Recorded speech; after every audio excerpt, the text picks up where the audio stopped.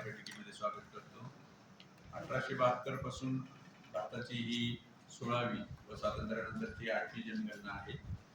ही अशी पहिलीच जनगणना आहे ज्यामध्ये ऑल डिजिटल म्हणजे मोबाईल ॲपचा वापर करून माहिती संकलित केली जाणार आहे. जनगणना अधिनियम 1948च्या अंतर्गत ही प्रक्रिया राबवली जात आहे. या जनगणनेचे 2 टप्पे असून पहिला टप्पा हा घरी यादी व घरगणनाचा आहे. यामध्ये सर्वप्रथम स्वगणना होणार आहे. त्याचे 2 टप्पे आहेत. पहिल्या टप्प्याचे 2 टप्पे. पहिला टप्पा हा सेल्फ इन्युमरेशनचा आहे. सेल्फ इन्युमरेशन मध्ये 1 ते 15 मे या कालावधीमध्ये नागरिक स्वतःची माहिती भरू शकतील आणि त्यानंतर प्रगणकाद्वारे भेट देऊन 16 ते 14 जून 16 मे ते 14 जून या कालावधीत प्रगणक घरोघरी जातील व एकूण 33 प्रश्नांची माहिती HLO ॲप मार्फत संकलित करतील. दुसरा टप्पा हा प्रत्यक्ष जनगणनेचा आहे. हा फेब्रुवारी 2027 मध्ये सुरू होईल, ज्यामध्ये वैयक्तिक माहिती स्वतंत्रपणे सुरू होणार आहे. दुसरा टप्पा ज्यावेळेस येईल ना त्यावेळेस आपली माहिती आपल्या जिल्ह्यामध्ये जनगणनेचे काम ज्यांच्या मार्फत केले जाणार आहे असे 27 चार्ज ऑफिसर्स आहेत. तसेच जिल्ह्यामध्ये सुमारे 5459 प्रगणक व 853 पर्यवेक्षक कार्यरत राहतील. एकूण 94 फील्ड ट्रेनर्स मार्फत सध्या या सर्व प्रगणकांचे व पर्यवेक्षकांचे प्रशिक्षण सुरू आहे. सदरचे प्रशिक्षण हे आताच्या 7 मे पर्यंत पूर्ण होईल. तालुका स्तरावर या सर्व प्रशिक्षणांचे 3 दिवसाचे बॅचेस सुरू आहेत आणि त्या अनुषंगाने ट्रेनिंग सुरू आहे. सर्व नागरिकांना याबाबत आश्वासित करण्यात येते की संकलित केलेली सर्व माहिती ही पूर्णपणे गोपनीय ठेवली जाईल आणि ती केवळ सांख्यिकीय हेतूसाठी वापरली जाईल. मी सरांना विनंती करतो की आपल्या सर्वांना जनगणना व सेल्फ इन्फॉर्मेशन बाबत मार्गदर्शन करावं. आपण भारताची जनगणना काही भागामध्ये काही राज्यामध्ये सुरू झालेला पहिला टप्पा सुरू झालेला आहे. महाराष्ट्रामध्ये पहिला टप्पा 1 मे 2026 पासून सुरू होतो महाराष्ट्रामध्ये आणि त्यामुळे आपल्या जिल्ह्यामध्ये सुद्धा 1 मे 2026 पासून पहिला टप्पा सुरू होतोय. पहिल्या टप्प्यामध्ये 2 भाग आहेत. पहिल्या भागामध्ये 1 मे ते 15 मे या काळामध्ये सेल्फ इन्युमरेशन म्हणजे नागरिकांना स्वतःहून जनगणनेच्या कामामध्ये सहभागी होता येईल. स्वतःहून सहभागी होता येणारं काम म्हणजे सेल्फ इन्युमरेशन आणि 16 मे पासून 14 जून पर्यंत जे काम आहे ते शासकीय अधिकारी आणि कर्मचारी करणार आहेत. याच्यामध्ये सहभागी होणारे कर्मचारी जे आहेत म्हणजे प्रगणक, ज्याला इन्युमरेटर्स इंग्लिश मध्ये म्हणतो आपण, आणि दुसरे आहेत त्यांचे सुपरवायझर. हे आपल्याला घरोघरी येणार. त्यांना इन्युमरेशन ब्लॉक म्हणजे साधारणतः 200 घरांचा ब्लॉक दिलेला आहे. साधारणतः त्याची लोकसंख्या 800 ते 900 असणं अपेक्षित आहे. त्याच्यामध्ये इन्युमरेटर्स घरी गेल्यानंतर कुटुंब प्रमुखाला भेटतील, त्यांना आपलं ओळखपत्र दाखवतील, येण्याचं प्रयोजन सांगतील आणि कुटुंबाच्या संदर्भाने जे काही त्यांच्याकडे ऍप आहे, आता नागेश पटेल साहेबांनी सांगितल्याप्रमाणे त्या ऍप मध्ये जे प्रश्न आहेत ते विचारतील आणि ते नोंदवून घेतील. 33 प्रश्न आहेत, ते प्रश्न विचारतील आणि ते माहिती जे कुटुंब प्रमुख सांगतील त्याप्रमाणे त्या ऍप मध्ये नोंदवून घेतील. ऍपचं नाव काय म्हणजे HLO app, house listing operation app. हे इन्युमरेटर साठीचं ऍप आहे.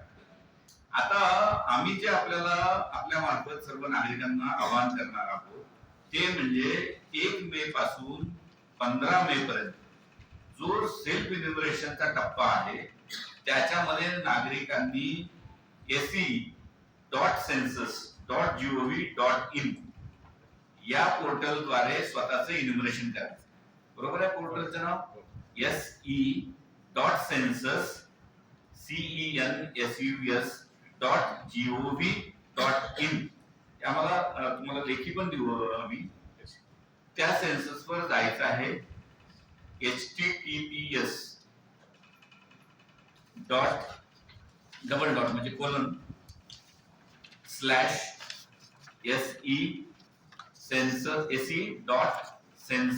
se.census.gov.in हा पूर्ण ऍड्रेस आहे. हा एकदा तुम्ही कुठल्याही याच्यामध्ये सर्च इंजिन मध्ये टाईप केला की जे पोर्टल ओपन होईल त्या पोर्टलवर जाऊन आपल्याला सेल्फ एन्युमरेशन किंवा स्वयं नोंदणी करायची. ज्या 33 प्रश्नांची माहिती 16 तारखेपासून प्रगणक घेणार आहे, त्याच 33 प्रश्नांची माहिती स्वतः आपल्याला भरायची.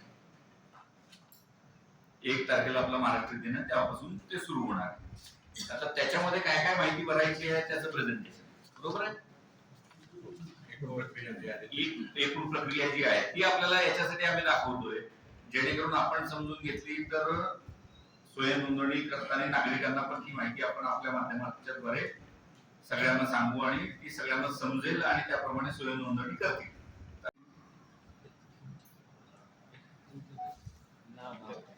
हा ठीक आहे.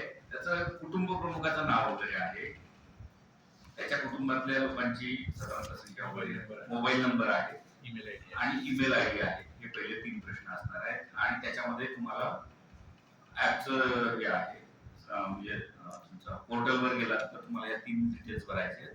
आणि त्याच्यानंतर तुम्हाला जे प्रश्न आहेत, तर घरासाठी वापरलेलं काय साहित्य आहे त्याची माहिती भरायची आहे.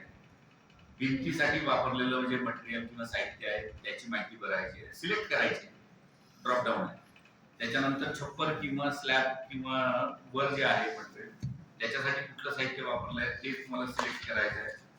त्याच्यानंतर गणना घर म्हणजे आपलं प्रत्येकाचं जे काही घर आहे त्या संदर्भातलं माहिती भरायची आहे. निवास, दुकान आहे का, शाळा आहे का, हॉटेल आहे का, रुग्णालय आहे किंवा काय आहे ते ड्रॉपडाऊन मध्ये सिलेक्ट करायचे आहे.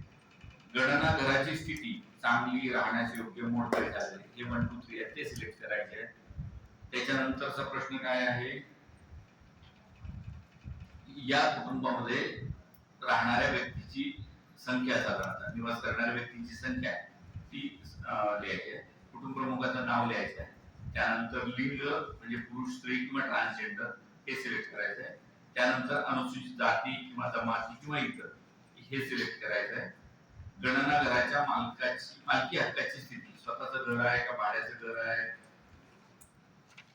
किंवा इतर हे सिलेक्ट करायचं आहे. खोल्यांची संख्या सिलेक्ट करायची आहे. किचन, गोडाऊन सह वरांडा सोड सिलेक्ट करायचं आहे. या गणना घरामध्ये म्हणजे सेन्सस हाऊस मध्ये किती जोडपी राहतात याची संख्या लिहायची आहे. त्यानंतर पिण्याच्या पाण्याचे सोर्स काय आहेत किंवा स्त्रोत काय आहेत मराठीमध्ये, नळाद्वारे आहेत, विहिरीद्वारे, हातपंपाद्वारे, त्याला आपण ट्यूबवेल किंवा बोरवेल म्हणतो, झरा, नदी, तळे किंवा टँक, आणि बाटली बंद म्हणजे डायरेक्ट आपण विकत घेऊन किंवा इतर, हे तुम्हाला नोंदवायचं आहे सेल्फ इन्युमरेशन करणाऱ्या कुटुंब प्रमुखाला. पिण्याच्या पाण्याचा स्त्रोत परिसरात आहे, परिसराजवळ आहे का दूर आहे हे सिलेक्ट करायचं आहे. प्रकाश म्हणजे विद्युत किंवा उजेड घरात कसा येतो, वीज आहे, रॉकेलचा दिवा वापरतात, सौर ऊर्जा आहे किंवा इतर तेलाचा दिवा आहे जो पूर्वीपासून वापरत होते, किंवा इतर, किंवा प्रकाशाची सोयच नाही, पूर्ण अंधार असं असण्याची शक्यता फार काही नाहीये. ते हे सगळं लिहायचं. हे पूर्वीपासून सेन्ससचा भाग आहे म्हणून हे प्रश्न आहे. शौचालयाची उपलब्धता आहे नाहीये, असेल तर कुटुंबासाठी स्वतंत्र आहे, स्वतःच्या घरात आहे, किंवा कुटुंब सामायिक शौचालयाचा वापर करतं, सार्वजनिक शौचालयाचा वापर करतं, किंवा नसेल तर उघड्यावर जातं किंवा काय, याची माहिती त्यांना फिलअप करायची. शौचालयाचा प्रकार साधारणतः द्यायचा आहे, किंवा फ्लश शौचालय आहे किंवा द्विखड्डा पद्धतीचे शौचालय, त्याचं मेक आहे. त्याच्यानंतर एकल खड्डा त्याचा मेक आहे, किंवा सेवा शौचालय